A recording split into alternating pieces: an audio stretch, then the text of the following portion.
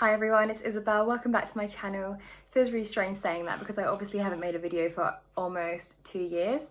So it kind of seems a bit random that I'm back making another video. But yeah, thank you for clicking on this anyway. I actually made an intro for this video when it was actually being filmed, when I was filming the content of this video, which is coming up soon. I will leave a timestamp actually if you want to skip this. But I felt like I should give some context first before I go on to the actual video itself. But yeah, so I made an intro when I was originally filming this video, and I didn't think it was good enough because obviously I'm still very rusty. It's been a very long time since I've done a YouTube video. And I mean, before that, I probably had done 2 YouTube videos, so it's not like I'd really given myself a chance, but I just felt like refilming this because I want to introduce it properly, the topic of the video today. The idea behind this video actually came about because I was thinking about where I would like to go on holiday this year. With the vaccine rollout being quite successful in the UK, it's looking more likely that we can probably travel more in the future, fingers crossed. So even though this background looks really similar to the background where I filmed when I was on my year abroad in Germany, I am in fact no longer in my year abroad in Germany. That was 2 years ago. I'm no longer even a university student. I'm working full time now, and with that there are only a number of holidays I can take per year, which means you have to choose them wisely. So I haven't actually decided on the title of this video yet. Obviously while you're watching this there will be a title because I will have uploaded it by now and thought of one.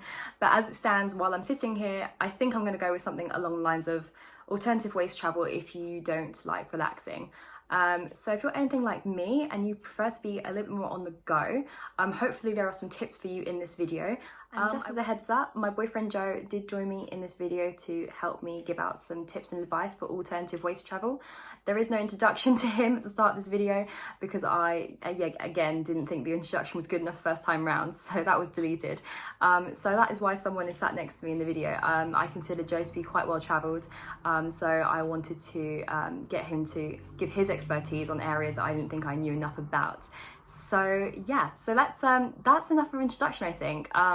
Hopefully you'll enjoy this video and get something from it. This is ultimately an advice video, so you can listen to the advice and take it, listen to the advice out of curiosity and not take it. It's completely up to you, or just hear some anecdotes from my travels and from Joe's travels, hear some funny stories about things that have happened to us in our lives.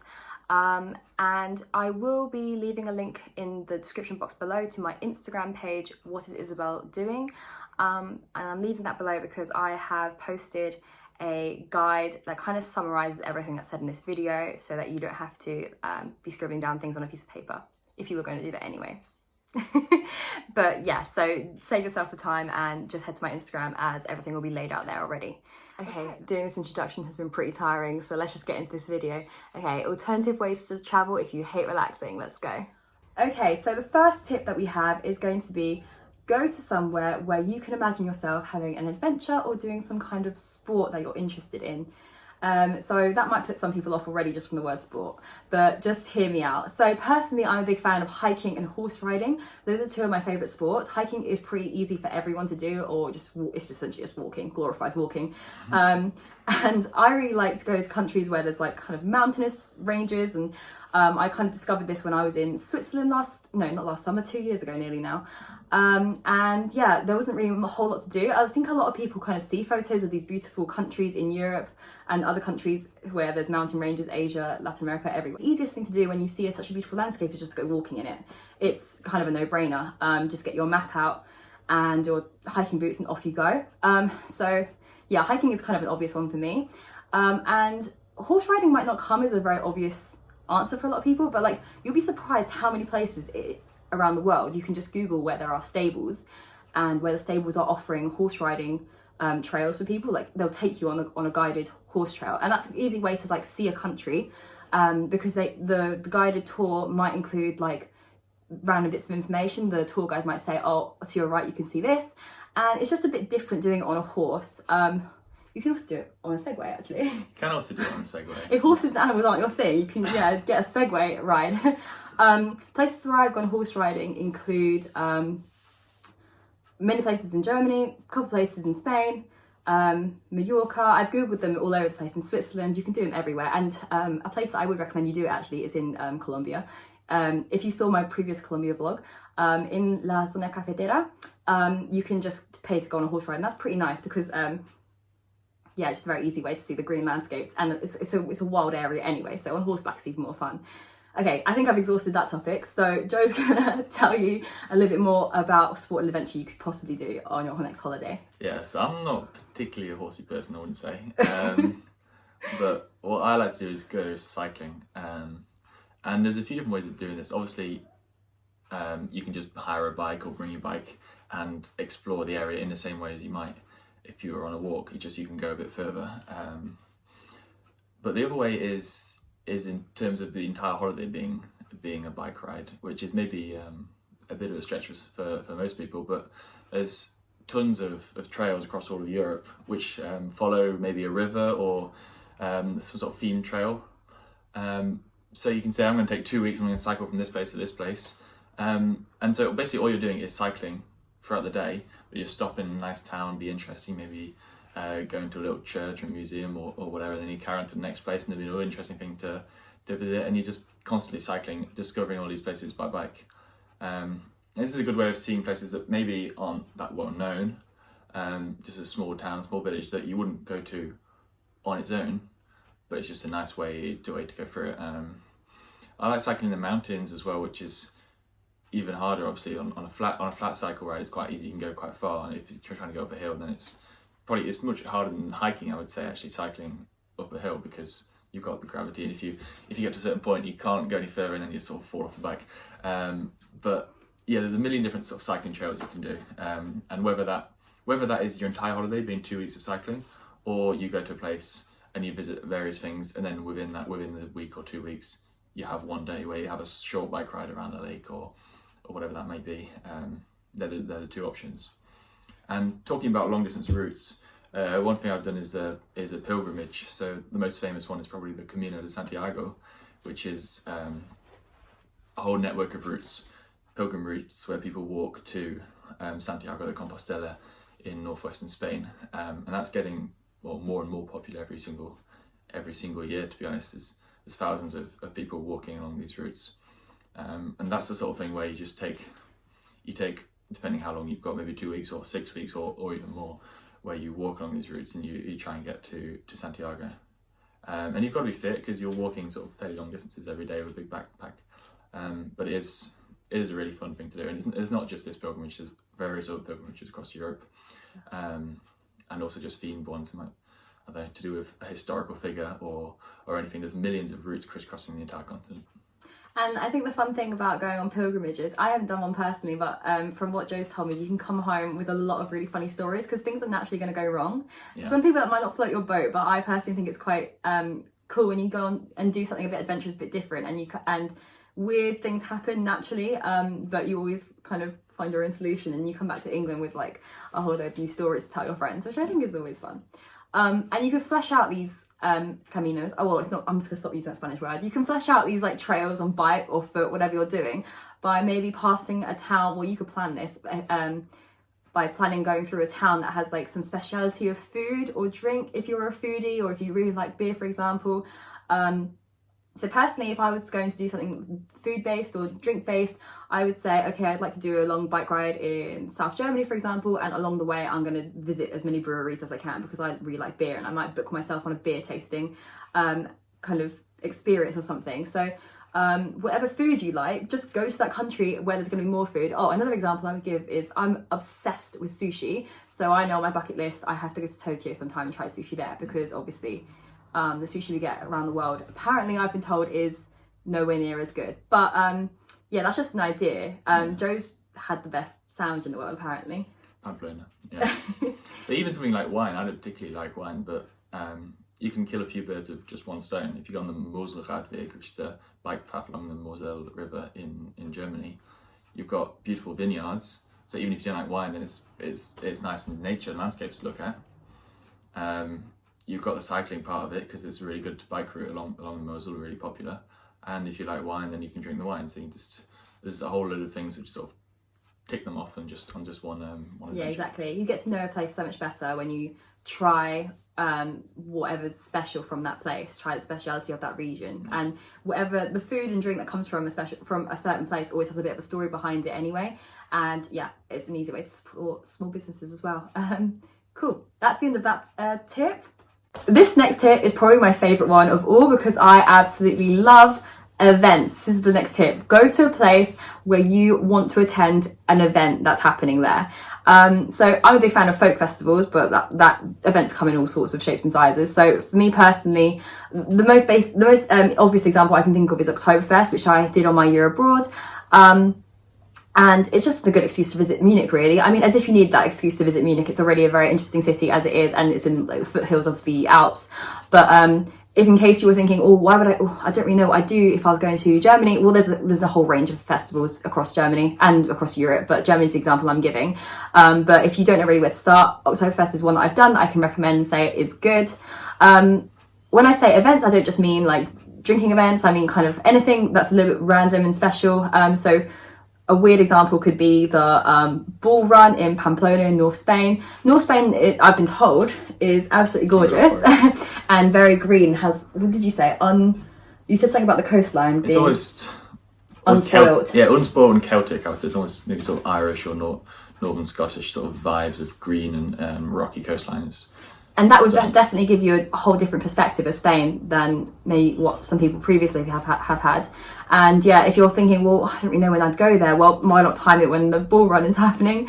Obviously, that's not everyone's thing. So we have some other examples that we were thinking of, such as theatre. You might be a big opera fan. So instead of going to a local theatre or going to one in London, for example, because obviously those are very big, the kind of obvious choices when you live in England, maybe go to Italy or something, kind of time it with an Italy trip. And it just adds a little bit something. It just adds a little bit something different. So yeah. Any other suggestions? Well, I'm not such a big fan of sort of music and theatre and things like that, but the one I always do is look for sporting events going on in a particular place. So rugby, football, for most of the ones that I've personally done, I go to a place and I say, what's the local football team, what's the local rugby team? Are they playing at home while I'm there? If yes, let's go. And it means I've seen some really random teams play, often sort of not very good teams who end up losing, or it's fairly boring 0-0 draw. But it gives you sort of experience of watching sport abroad, and you can sort of get involved in. I'm always supporting the home team wherever I am, even if obviously I'm not a fan of the random Orléans or Clermont that I just happen to turn up at. But I get involved. I might buy a scarf, cheer on the home team, and yeah, it's good to see sport from a different perspective, and not just sort of your local team at home, and not just sort of Premier League big stars, but more local sporting arenas as well. You watched a football match in Cologne, didn't you? I did watch a football match in Cologne. Cologne is definitely a good one to watch. Yeah, even on the tram there, everyone was singing along to the FC Köln hymn and got to the stadium, and yeah, it's just a good atmosphere. It's just fun to be there and experience what the locals would on their match day weekend. Yeah, I can definitely vouch for what Joe is saying. On a school trip once I went to Seville in south of Spain, and okay, I've realised a lot of my examples involve Spain. That's kind of a random coincidence. But anyway, we went on a school trip to Seville, and there was an option that we had for one of the days to go to a football match there, and I hadn't even heard of the Seville football team before. I just enjoy football from a playing perspective, don't really often go to games to watch. But just hearing the fans in the audience singing the football anthem just kind of made me think I was from Seville. I was like, I don't know, I was feeling the same kind of pride for the city that the fans had, and that's just something you wouldn't typically experience just from going to the city and saying, that's a nice building, I like that. I've ticked this off my sightseeing list. It's a whole different experience. Yeah, you really get wrapped up in it, don't you? And you're just sort of mixing in the fans, and no one knows that you don't necessarily support a team. If you put a scarf on, you join in, then it's good. And you can even sort of go out into the town afterwards with the fans, and maybe even watch a game in a pub. Oh yeah, 100%. They might be away from home, but all the fans have come into city centre with the shirts on in order to watch a game. And so in the evening, go into a pub and watch a game with the fans. Yeah, you might get involved in some conversations and meet some people. I'm not saying that's the aim for every holiday. You might just want to go with a friend or your companion and enjoy yourselves and then go back home. But I think it would be quite funny if you went to a pub and watched a game and you don't actually support that football team. They might ask you, oh, why are you here? And that might, get you some new mates from that town. Any other suggestions? And the final one is probably music. This could be a local band or a not that well-known band. You say, oh, they're playing in the in the square or in a local stadium, yeah, why not? Let's give it a go, or in a church even. Or it could be you see that your favourite band in the world happen to be doing a gig nearby, and you say yes, let's do it. Yeah, my dad's into music, so we've gone to various sort of church music sort of concerts in random places that he's fancied doing. And it's also linked to festivals, although festivals probably require a bit more planning. Normally you've got to probably pay in advance, and maybe tickets go quite fast for those.